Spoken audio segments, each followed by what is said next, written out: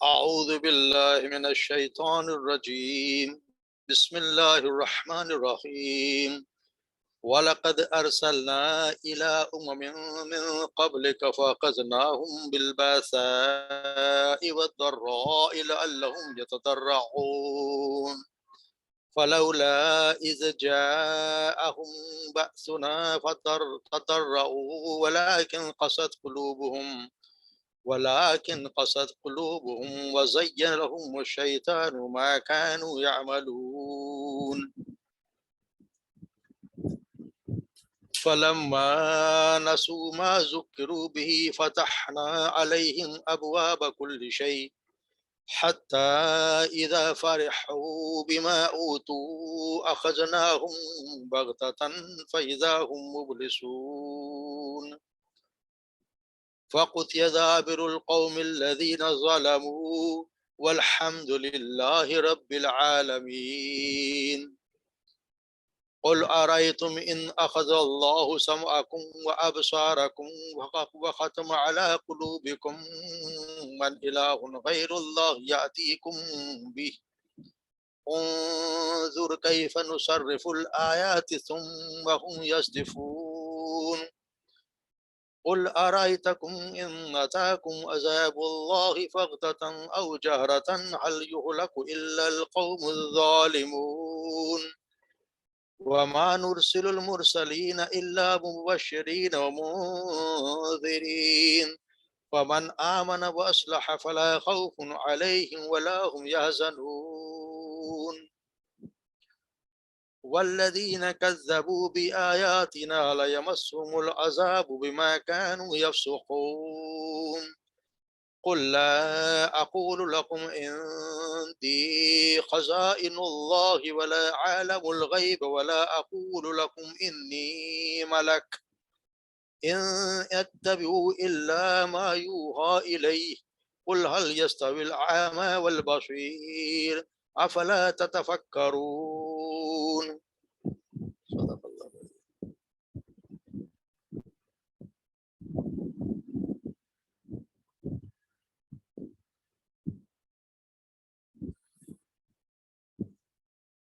وَلَقَدْ أَرْسَلْنَا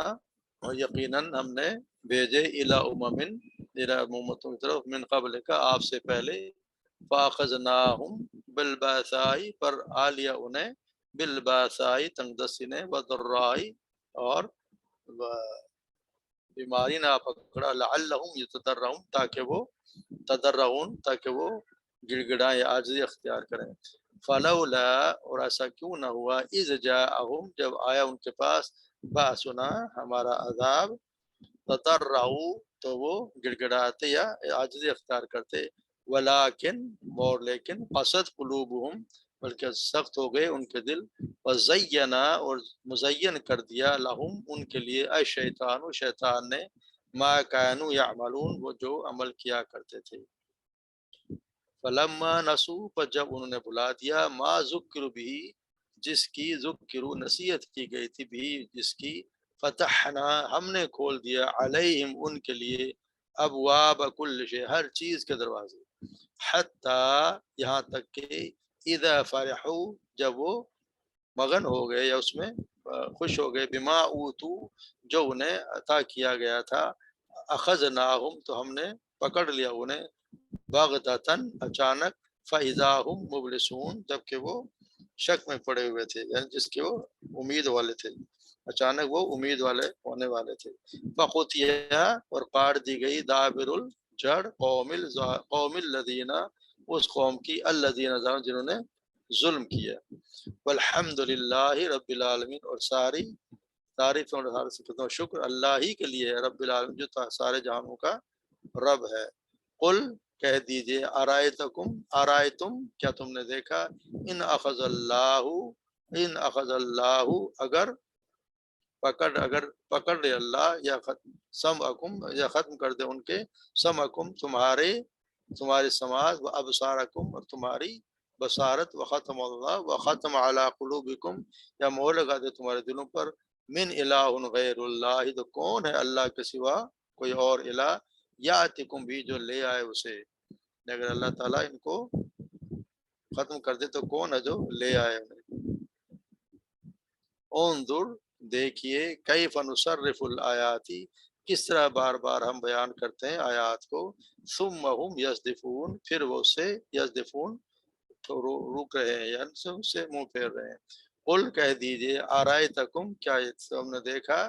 یا ان کو کیا تم نے کبھی غور کیا، ان اتاکم اگر آ جائے تم پر عذاب اللہ کا عذاب بغتتن اچانک او جہرتن یا اعلانیہ طور پر، حل یہلکو کون ہلاک ہوگا، الا مگر القوم الظالمون نہیں ہلاک ہوگا، حل کے ساتھ نہیں ہلاک ہوگا مگر ظالم لوگ ہی اس سے ہلاک ہوں گے۔ وما نرسل المرسلین اور نہیں بھیجے ہم نے مرسلین رسولوں کو الا مگر مبشرین یعنی خوشخبری دینے والے، و منذرین اور ڈرانے والے، متنبہ کرنے والے۔ فمن آمنا پر جو کوئی ایمان لے آیا، وہ اصلح اور اس نے اصلاح کر لی، فلا خوف علیہم تو نہیں ہے ان کے لیے کوئی خوف، ولا هم یحزنون اور نہ ہی وہ غم کریں غمگین ہوں گے۔ والذین کذبوا اور وہ لوگ جنہوں نے جھٹلایا بآیاتنا ہماری آیات کو، لیمسهم العذاب تو پہنچے گا انہیں عذاب، بما کانوا یفسقون اس بنا پر جو وہ نافرمانی کیا کرتے تھے۔ قل کہہ دیجئے لا اقولو میں نہیں کہتا، لکم تمہارے لیے، عندی میرے پاس ہے، خزائن اللہ اللہ کے خزانے، ولا عالم اور نہ ہی میں جانتا ہوں، الغیب غیب کا علم، ولا اقولو اور نہ ہی میں کہتا ہوں، لکم تم سے، انی ملک کہ میں کوئی فرشتہ ہوں، ان اتبعو نہیں میں اتباع کرتا، الا مگر ما یوحا اسی کی جو یوحا وہی کی جاتی ہے، الیہ میری طرف۔ قل کہہ دیجیے حل یستوی العامہ کیا برابر ہو سکتے ہیں، یس برابر اعمى اندھا، والبصیر اور بینا، افلا تتفکرون تم کیوں نہیں، افلا کیا تم غور و فکر نہیں کرتے۔ یہ اللہ تبارک و تعالیٰ جیسے ہم پڑھتے ہیں کہ یہ مشرکین مکہ کو یہ چیزیں سمجھائی گئی کہ وَلَقَدْ أَرْسَلْنَا إِلَىٰ أُمَمٍ مِّن قَبْلِكَ کہ آپ سے پہلے بھی بہت سی قوموں کی طرف رسول بھیجے گئے، وَلَقَدْ أَرْسَلْنَا یقیناً ہم نے بھیجے آپ سے پہلے بہت سے رسول بھیجے، اور پھر انہیں تنگ دستی اور تکلیف نے پکڑا تاکہ وہ عاجزی اختیار کریں، یعنی کہ اللہ تعالیٰ نے آپ صلی اللہ علیہ وسلم کو تسلی دی جاتی کہ آپ سے پہلے بھی انبیاء کو ہم نے بھیجا ہے، جو انہوں نے پھر ان کو جھٹلا دیا گیا، اور پھر والباسا جب جھٹلا دیا ہم نے ان پہ، اللہ کا اصل میں ایک قانون بتایا کہ اللہ تبارک و تعالیٰ جب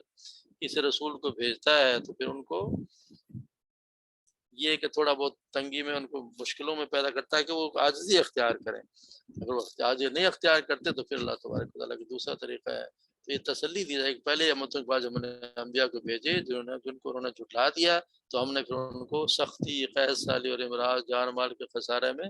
مبتلا کیا تاکہ وہ ان آزمائشوں کے بعد اللہ کی طرف رجوع کر لیں، مگر ان کا حال یہ تھا کہ پھر بھی ان کے سامنے گریہ بازاری نہیں کی، بلکہ وہ اپنے گناہوں سے تائب نہ ہوئے، بلکہ شیطان نے ان کے شرک اعمال کو ان کے لیے اور مزین کر دیا۔ تو یہاں یہ بتایا جائے کہ اللہ تعالیٰ یہاں پہ فلولا اذ جاءهم الباسنا بتضرعوا ولكن قست قلوبهم زين لهم الشيطان ان کو شیطان نے ان کے شیطان کے اعمال کو مزین کر دیتا ہے، یہ اللہ تعالیٰ تو یہ اسی لیے بھیجتا ہے یہ چھوٹے چھوٹے عذاب کہ تاکہ وہ اس کی طرف عاجزی اختیار کریں، اس کی طرف لوٹ آئیں، مگر پھر اس کے بعد بھی اگر کوئی نہ مانے تو پھر اور پھر اس کو ان کے دل سخت ہو جاتے ہیں، اور پھر ان کے شیطان ان کے اعمال کو ان کے لیے مزین کر دیتا ہے کہ تم جو شرک اعمال کر رہے ہو تمہارے لیے بالکل ٹھیک کر رہے ہو۔ پھر اللہ تبارک و تعالیٰ کے ایک اور نظام ہے کہ جب وہ ان کو بلا دیتے ہیں جس کو نصیحت کی جاتی ہے تو پھر اللہ تعالیٰ ان کی طرف فتحنا علیہم ابواب کل ہر چیز کے دروازے کھول دیتا ہے۔ پھر اللہ تعالیٰ کا ایک سسٹم ہے کہ جب قوم جب فراموش کر دیتی ہے اللہ تعالیٰ کی تو پھر وہ وقتی طور پر ایسی قوموں کو دنیا کی آسائشوں اور فراوانیوں میں کے دروازے کھول دیتا ہے، یہاں تک جو خوب مگن ہو جاتے ہیں تو پھر اپنی خوشحالی اور ترقی پر اترانے لگ جاتے ہیں، تو پھر اچانک اللہ تبارک و تعالیٰ مواخذے کی گرفت میں لے لیتے ہیں ان کو، پھر جڑ جو ہے وہ کاٹ کر رکھ دیتے ہیں۔ یہ اللہ تعالیٰ یہاں جب ان کے شرک اعمال کے خوب مگن ہو گئے تو اللہ تعالیٰ ان کو خوشی میں اللہ تعالیٰ پھر تو مگن ہو جائے، پھر اللہ تعالیٰ ان کو پکڑ لیتا ہے اور پھر ان کی بالکل وجود افاقت ذاب القوم الذین ظلموا، پھر ان کی جڑ کاٹ دیتی ہے اللہ تبارک اس طرح اس بات ہے کہ آپ صلی اللہ علیہ وسلم نے فرمایا جب تم دیکھو کہ اللہ تعالیٰ نافرمانی کے باوجود کسی کو اپنی اس کی خواہشات کے مطابق دے رہا ہے، یعنی جب وہ نافرمانی کرے اور اللہ تعالیٰ سے جو مانگتا ہے اس کو مل بھی رہا ہے بلکہ خود بہت زیادہ مل رہا ہے، تو سمجھو کہ استدراج ہے، یعنی ڈھیل دینا ہے۔ پھر آپ نے یہی آیت تلاوت فرمائی اور قرآن کریم اور حدیث نبوی سے بھی اصل میں معلوم ہوا کہ دین دنیاوی ترقی اور خوشحالی جو بھی ہوتی ہے تو اس بات کی دلیل نہیں ہے کہ جس فرد یا قوم کو یہ حاصل ہو جائے تو اللہ کی چہیتی ہے۔ یہ اللہ تعالیٰ کی طرف سے، یہ اللہ تعالیٰ کی طرف سے ایک ڈھیل ہے، اور اللہ تعالیٰ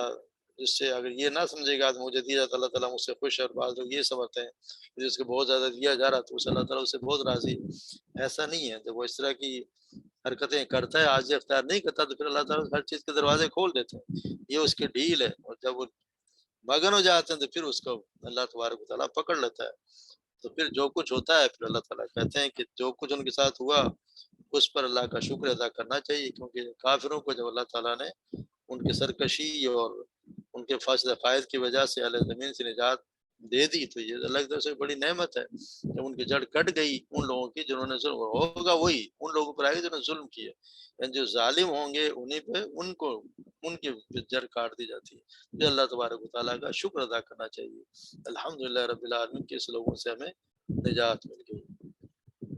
پھر اللہ تعالیٰ کہتے ہیں قل ارائیتم ان اخذ اللہ سمعکم وابصارکم، یہ یہاں پہ اللہ تعالیٰ کہہ رہے ہیں کہ اگر تم نے دیکھا ہے اگر تمہاری سماعت اور تمہاری نگاہوں کو اللہ تعالیٰ لے لے اور تمہارے دلوں پر مہر کر دے تو اللہ کے سوا کون معبود ہے تمہیں یہ چیزیں لا کے دے گا؟ اللہ کے سوا تو کوئی بھی لا کے دینے والا نہیں۔ یعنی آنکھیں، کان، دل، یہ سب انسان کی نہایت اہم، پہلے بھی پڑھتے رہے کہ یہی چیزیں ہیں جن سے انسان علم حاصل کرتا ہے، ہر چیز سیکھتا ہے، دماغ سے، آنکھیں سوچتا ہے، آنکھوں سے دیکھتا ہے، کانوں سے سنتا ہے۔ پھر اللہ تعالیٰ کہتا ہے اگر یہ ہم چاہے تو وہ خصوصیات سلب کر لے جو اللہ نے اس کے اندر رکھی ہیں، یعنی سننے، دیکھنے، سمجھنے کی خصوصیات جتنے بھی ہیں، اگر وہ چاہے تو ان اعضاء کو ویسے ہی ختم کر دے، وہ یا ختم کر دے یا ان کی لے جائے، تو ان کو کون؟ اللہ تعالیٰ دونوں چیزوں پہ قادر ہے، اس کی رب سے کوئی بچ نہیں سکتا۔ پھر وہ نہ وہ خود کسی کو بچانا، جب تک وہ خود بچانا کسی کو نہ چاہے کوئی سے بچ نہیں سکتا۔ کون ہے جو پھر یہ لے آئے؟ اللہ کے سوا کون ہے جو تمہیں لا کے دے دے؟ یہ اللہ تبارک ہے۔ دیکھیے کس طرح پھر ہم کس طرح ہم بار بار ان چیزوں کو بار بار ہم مختلف طریقوں سے بیان کر رہے ہیں۔ اللہ تبارک و تعالیٰ سر ملک کو فرماتا ہے قل هو الذی انشأکم وجعلکم السمع والابصار والافئدہ قلیلا ما تشکرون، کہہ دے وہی ہے جس نے تمہیں پیدا کیا، تمہارے لیے کان، آنکھ اور دل بنائے، تم کم ہی شکر ادا کرتے ہو۔ اسی طرح ہم سورہ سجدہ میں پڑھتے ہیں الذی احسن کل شیء خلقہ وبعد خلق انسان من طین ثم جعل نسلہ من سلالة من ماء مہین ثم سواه ونفخ فيه من روحه وجعل لكم السمع والابصار والافئدہ قلیل ما تشکرون، یعنی جس نے اچھا بنایا ہر چیز کو، اس نے پیدا کیا انسان کی پیدائش تھوڑی سی مٹی سے شروع کی، پھر اس کے نسل حقیر پانی کے خلاصے سے بنائی، پھر اسے درست کیا، پھر اپنے روح پھونک کر تمہارے لیے کان، آنکھیں اور دل بنائے، تم بہت شکر کم شکر ادا کرتے ہو۔ یعنی اللہ تعالیٰ کی خاص یہ انعامات ہیں، یعنی کہ یہ سننا، اس کے بعد سننا بہت بڑا انعام ہے، نعمت ہے، اسی طرح دیکھنا بہت بڑا نعمت ہے، اور یہ پھر دل، یہ تینوں اللہ تبارک و تعالیٰ نے بہت بڑے انعامات اللہ کو انسان کو نعمت دی ہیں۔ پھر اللہ تعالیٰ کہتے ہیں کس طرح دیکھو، کس طرح ہم بار بار ہم آیاتوں کو مختلف طریقوں سے بیان کرتے ہیں مگر پھر بھی یہ اس سے منہ موڑتے ہیں، اس کی طرف دھیان نہیں دیتے۔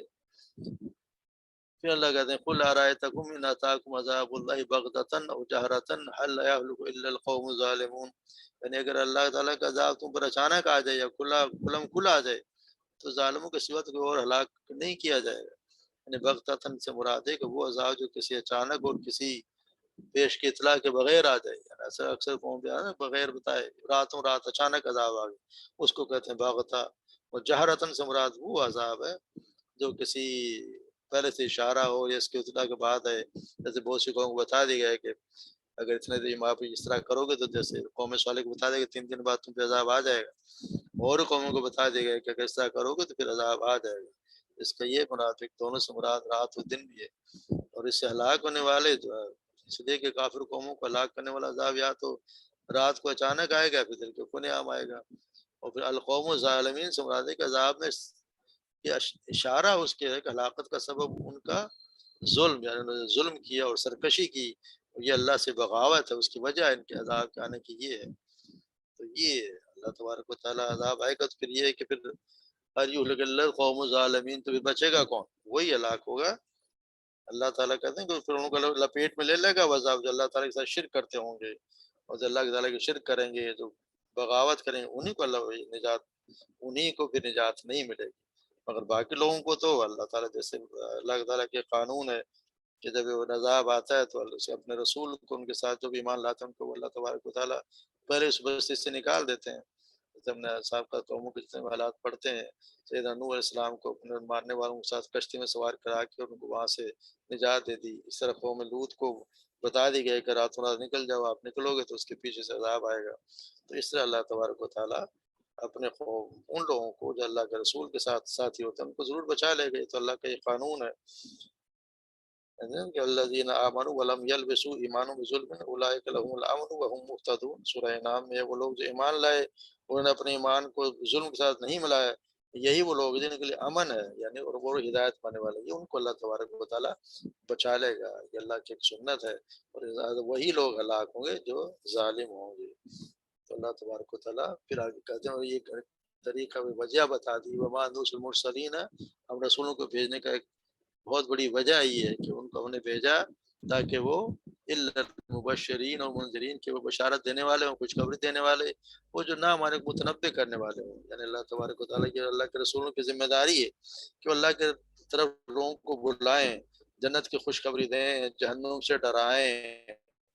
یہ ان کی ذمہ داری ہے۔ یہ ذمہ داری نہیں کہ کافر جو بھی خواہش کرے یا ان کی نشانیاں مانگے تو ان کو ان کی نشانوں کے لیے دعا کرنے لگ جائیں۔ تو یہ تو جو شخص بھی انبیاء اور رسول کی اتباع کرتے ہوئے ایمان لائے گا تو پھر اس کا ٹھکانہ تو جنت ہوگا، اور اگر نہیں ایمان لائے گا تو پھر اس کے لیے تو ٹھکانہ اس کو پتہ ہی کیا ہونا ہے۔ مگر جو لے آئے گا ایمان، فَآمَنَ وَأَصْلَحَ فَلَا خَوْفٌ عَلَيْهِمْ وَلَا هُمْ يَحْزَنُونَ۔ جو کوئی بھی اس پر ایمان لے آئے گا تو بھئی آپ اس کی آیتوں کو مان لے گا تو پھر اس کے لیے اللہ تبارک و تعالیٰ نے ایک طریقہ رکھ دیا کہ اس کے پھر کوئی بھی مستقبل میں آخرت میں پیش آنے والے حالات کا انہیں اندیشہ نہیں ہے، نہ وہ اپنے پیچھے جو دنیا میں چھوڑا ہے اس کو دنیا کے جو آسودگی حاصل نہ کر سکے، نہ ان کا غم ہوگا، اور نہ ہی آخرت میں پیش آنے والے واقعات کا انہیں اندازہ ہے کہ کیا ان کے ساتھ اچھا معاملہ اللہ تبارک و تعالیٰ کرنے والے ہیں، کیونکہ دونوں جہانوں کا ان کا ولی اور کارساز وہ رب ہے جو دونوں جہانوں کا رب ہے۔ نہ یہاں پہ ان کا کوئی غم ہوگا جو پیچھے ان کو نہیں ملا، اور آگے کا ان کو ویسے بھی اندیشہ نہیں ہے، تو نہ ان کے لیے کوئی خوف ہوگا اور نہ ہی کوئی وہ غمگین ہوگا۔ پھر وہ لوگ والذین کذبوا بآیاتنا یمسهم العذاب بما كانوا یفسقون، اور ان کے نافرمانی ہو جن لوگوں نے آیات کو جھٹلا دیا، ان کے لیے ہے کہ جن لوگوں نے آیات کو جھٹلا دیا اور جن کے آیات کو جھٹلایا اور ان کی تکذیب کی، ان کا ٹھکانہ جہنم ہوگا۔ اللہ کی طرف سے سرکشی کا انجام ہوگا، جو سرکشی کرتے رہے یہ اس کا انجام ہے کہ جو انہوں نے حرکتیں کی۔ پھر اللہ کے رسول، اللہ تعالیٰ نے اپنے رسول سے یہ بات کہلوا دی کہ جو بار بار یہ مطالبے کرتے رہتے ہیں، مشرکین مکہ سے مطالبہ کرتے تھے کہ اگر پیغمبر ہو تو اللہ سے دعا کرو کہ ہمیں دنیا کا سارا سازہ سامان اور فراوانی حاصل ہو جائے، اس طرح کی مطالبات کیا کرتے تھے۔ تو یہ آپ صلی اللہ علیہ وسلم نے فرما دیا کہ میرے پاس اللہ کے خزانوں سے، یہاں پہ خزانوں سے مراد ہر طرح کی قدرت اور طاقت ہے، کہ میں تمہیں اللہ کی مشیت اور اذن کے بغیر تو کوئی بھی بڑا معجزہ صادر کر کے دکھا نہیں سکتا جیسا کہ تم چاہتے ہو جی، یا ایسا معجزہ تم اگر چاہتے ہو جسے دیکھ کر تم میری صداقت یقین ہو جائے، تو میرے پاس تو اللہ کے خزانے ہیں ہی نہیں، خزانے قدرت اور طاقت میرے پاس یہ ہے ہی نہیں۔ اللہ تعالیٰ کو تعالیٰ اپنے رسول سے کہوا رہے ہیں وَقُولُوا لَكُمْ عِندِي خَزَائِنُ اللَّهِ، میرے پاس اللہ کے کوئی خزانے ہیں نہیں جو تم مطالبہ کرتے ہو۔ تو یہ آگے جیسے بتایا وَلَا أَعْلَمُ الْغَيْبَ، اور نہ ہی میں غیب کا علم جانتا ہوں۔ یہ اللہ تبارک و تعالیٰ نے یہ جیسا قرآن میں فرمایا منافقوں وَلِلَّهِ الْخَزَائِنُ السَّمَاوَاتِ وَالْأَرْضِ، حالانکہ آسمان زمین کے خزانہ تو اللہ ہی کے پاس ہے۔ اور پھر ایک اور فرمایا ان من شیء الا عندنا خزائنہ، اور اگر کوئی بھی چیز نہیں مگر ہمارے پاس اس کے کئی خزانے ہیں، وما ننزل الا بقدر معلوم، اور ہم اسے نہیں اتارتے مگر ایک اندازے سے۔ اور پھر اللہ تعالیٰ کہ ولا عالم الغیب، رسول سے کہلوا رہے کہ نہ میں غیب جانتا ہوں، یعنی آئندہ کی جو بات تم مجھ سے پوچھتے جاتے ہو کہ میں تمہیں بتلاتا جاؤں، غیب کل تو صرف اللہ تعالیٰ کو ہے، اللہ تعالیٰ سورہ نمل میں قل لا يعلم من في السماوات والارض الغیب الا اللہ، کہہ دیجیے اللہ کے سوا آسمانوں اور زمین میں جو بھی ہے غیب نہیں جانتا اور شعور نہیں رکھتے کہ کب اٹھائے جائیں گے، وما یشعرون ایان یبعثون۔ اس طرح سورہ لقمان میں اللہ تعالیٰ نے 5 چیزوں کا بتایا گیا کہ اللہ کے سوا کوئی نہیں جانتا۔ ان اللہ عنده علم الساعہ، بے شک اللہ ہے اسی کے پاس قیامت کا علم ہے، وَيُنَزِّلُ الْغَيْثَ، اور وہ بارش برساتا ہے، وَيَعْلَمُ مَا فِي الْأَرْحَامِ، اور وہ جانتا ہے جو کچھ ماؤں کے پیٹوں میں ہے، وَمَا تَدْرِي نَفْسُ مَاذَا تَكْسِبُ غَدًا، اور کوئی شخص نہیں جانتا کہ وہ کل کیا کمائی کرے گا، وَمَا تَدْرِي نَفْسٌ بِأَيِّ أَرْضٍ تَمُوتُ، اور کوئی شخص نہیں جانتا کہ کس زمین میں مرے گا۔ ان اللہ علیم خبیر، بے شک اللہ سب کچھ جاننے والا، پوری خبر رکھنے والا ہے۔ اس طرح ایک حدیث میں سیدہ عائشہ صدیقہ فرماتی ہیں جس نے 3 باتوں کا عقیدہ رکھا اس نے اللہ تعالیٰ پر بہت بڑا جھوٹ باندھا، یعنی جو شخص یہ عقیدہ رکھے تو اس کو سمجھو اللہ پہ جھوٹ باندھ رہا ہے۔ پہلی بات یہ ہے کہ جو یہ شخص سمجھے کہ اس نے اللہ تعالیٰ کو اپنے آنکھوں سے دیکھا ہے، یعنی آپ صلی اللہ علیہ وسلم نے اللہ تعالیٰ کو آنکھ سے دیکھا ہے کہ اللہ تعالیٰ کو کیا معراج کے دیکھا تھا۔ اگر آپ سیدہ عائشہ کہتی ہیں کہ اگر کوئی یہ سمجھے تو وہ اس نے یقیناً جھوٹ باندھا۔ دوسرا یہ کہ آپ صلی اللہ علیہ وسلم نے ساری شریعت نہیں پہنچائی بلکہ بعض خاص باتیں لوگوں کو نہیں بتائی، یعنی آپ نے کوئی دین میں کوئی بات چھپائی ہو، یہ بھی اگر کس کا نظریہ تو وہ بھی اللہ پر جھوٹ باندھ رہا ہے۔ اور تیسری یہ بات کہ اللہ کے رسول کل کی بات بھی جانتے ہوں،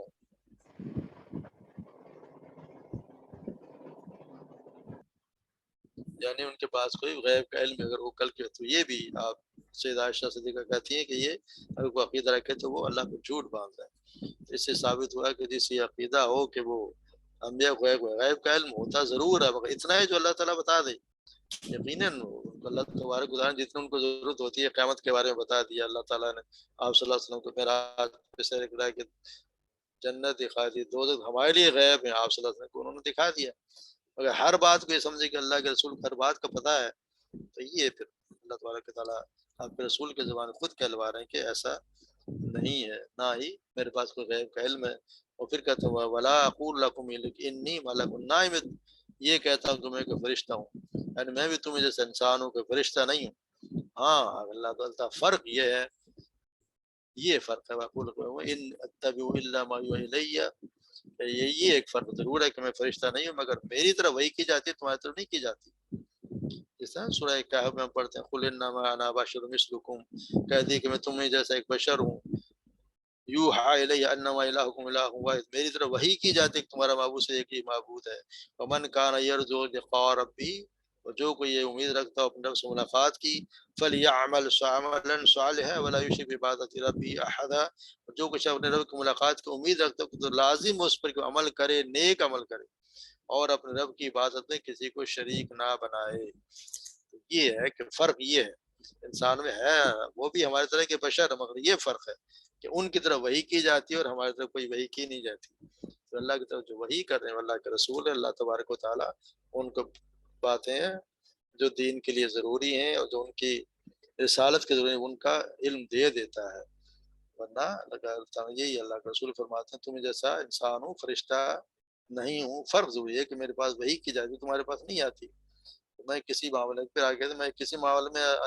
اپنی خواہش کی پیروی نہیں کرتا، میں تو اللہ تعالیٰ کی وحی کے مطابق عمل کرتا ہوں۔ آپ صلی اللہ علیہ وسلم نے فرمایا کہ مجھے میرے مقام و مرتبہ سے نہ بڑھانا،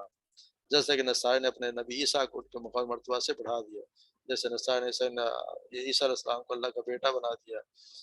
اتنے بار آپ صلی اس کو میرے مقام سے مرتبے سے مجھے نہ بڑھانا، یعنی مجھے رسول ہی ماننا، اللہ کے مرتبے نہ پہنچا دیں۔ تو یہ جس سے اگر اللہ تعالیٰ کہتے ہیں کہ پھر اللہ کے رسول نے فرماتے ان اتبع الا ما یوحی الی، میں تو اسی کی اتباع کرتا ہوں میری طرف وحی کی جاتی ہے۔ اس کا مطلب یہ ہوا کہ جو آپ صلی اللہ علیہ وسلم کی طرف وحی کی جتنے احکامات آپ نے پہنچائے ہیں بندوں تک، چاہے وہ قرآن کی شکل میں ہوں یا احادیث کی صورت میں، سب اللہ کی طرف سے ہی تھے۔ لہٰذا اس طرح اس کا مطلب یہ ہوا ہے کہ قرآن کی طرح سنت کی پیروی بھی ضروری ہے،